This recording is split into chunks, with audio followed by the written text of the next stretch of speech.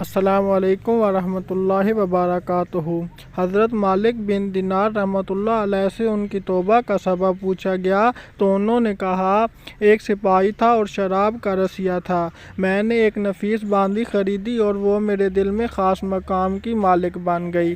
اس سے میری ایک بچی پیدا ہوئی۔ میں اس بچی کو حد سے زیادہ پیار کرتا تھا۔ جب وہ زمین پر گھسٹ کر چلنے لگی تو میرے دل میں اس کی محبت اور بڑھ گئی۔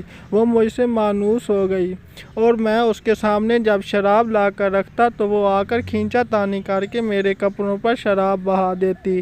جب اس کی عمر 2 سال ہو گئی تو وہ مر گئی۔ میرے دل کو اس کے غم نے بیمار کر دیا۔ 15 رمضان کو جمعہ کی رات میں شراب کے نشے میں مدہوش تھا۔ میں نے عشاء کی نماز بھی نہیں پڑھی تھی۔ میں نے خواب میں دیکھا کہ سور پھونکا گیا اور قیامت قائم ہو گئی۔ مردے قبروں سے اٹھائے گئے اور تمام مخلوق جمع ہو گئی۔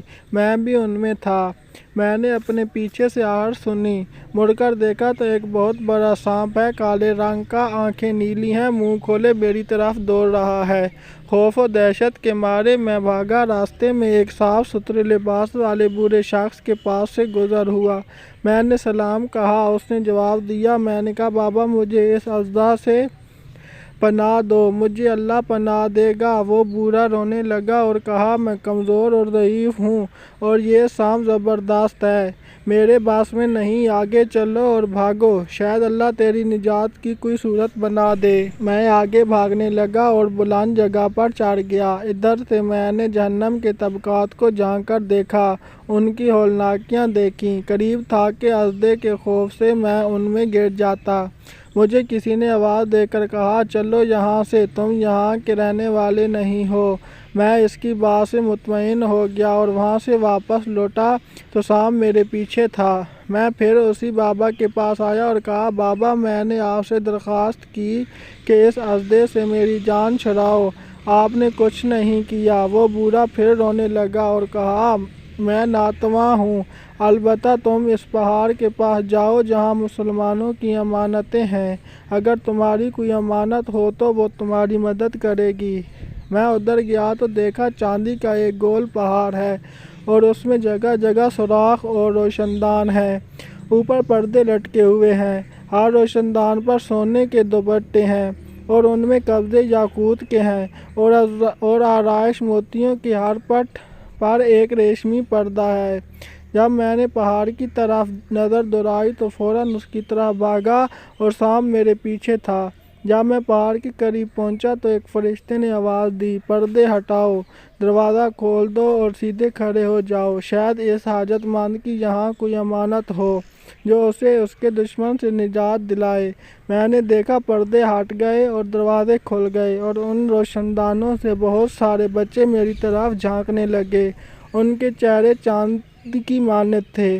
سانپ بھی میرے نزدیک پہنچ چکا تھا۔ میں حیران رہ گیا۔ ان بچوں میں سے ایک نے چلا کر کہا، ابے صاحب آؤ، اس کا دشمن نزدیک آ گیا ہے۔ چنانچہ وہ چوک در چوک کھڑے ہو کر جھانکنے لگے۔ اچانک میری بچی جو مر گئی تھی وہ بھی ان کے ساتھ جھانک رہی ہے۔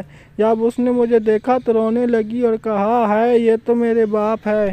پھر اس نے نور کی جھرمٹ میں تیر کی تیزی کے ساتھ چھلانگ لگائی اور میرے سامنے آ کھڑی ہوئی۔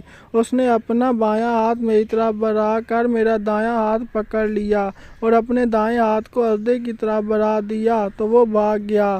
پھر اس نے مجھے بٹھایا اور میری گود میں بیٹھ گئی اور اپنے دائیں ہاتھ سے میری داڑھی پکڑ کر کہا، اے ابا جان، کیا مومنوں کے لیے وہ وقت نہیں آیا کہ ان کے دل اللہ کے ذکر کے لیے جھک جائیں؟